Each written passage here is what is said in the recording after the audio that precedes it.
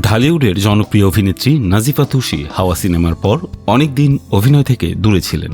এরপর আবারও বড় পর্দায় সক্রিয় হতে শুরু করেন। একের পর এক নতুন সিনেমায় যুক্ত হয়ে তিনি জানান দিচ্ছেন অভিনয়ে তিনি এখন পুরোপুরি মনোযোগী। বর্তমানে 4টি সিনেমায় কাজ করছেন নাজিফা তুষি। এই 4টি সিনেমার মধ্যে রয়েছে রইদ, আন্ধার, সখী রঙ্গমালা ও প্রেসার কুকার। এই 4 সিনেমার 4টি চরিত্রে তিনি ভিন্ন ভিন্ন রূপে হাজির হবেন বলে জানা গেছে। সরকারি অনুদান ও ঐতিহাসিক প্রেক্ষাপটে নির্মিত সিনেমা সখী রঙ্গমালা। সেখানে রঙ্গমালা চরিত্রে দেখা যাবে তুষিকে।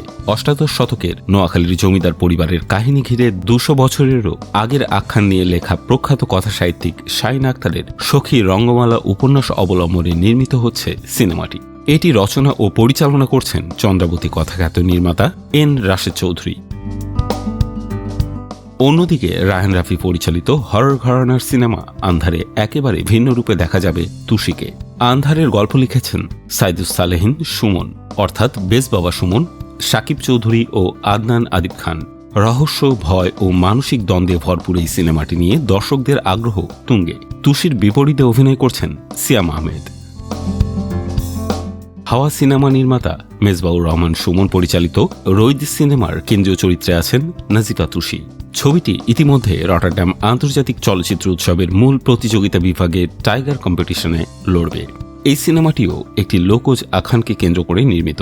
সিনেমাটির টিজারে তুষির উপস্থিতি ইতিমধ্যে দর্শকদের নজর কেড়েছে।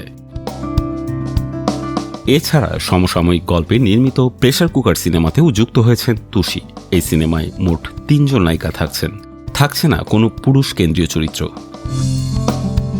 4টি সিনেমার গল্প, ঘরানা ও চরিত্রের ভিন্নতা থাকায় নাজিফা তুষির এই প্রত্যাবর্তনকে ইতিবাচকভাবে দেখছেন চলচ্চিত্র বোদ্ধারা। তার এই কাজের ও নানা চরিত্রের উপস্থিতি তাকে আরও জনপ্রিয় করে তুলেছে দর্শকদের মাঝে।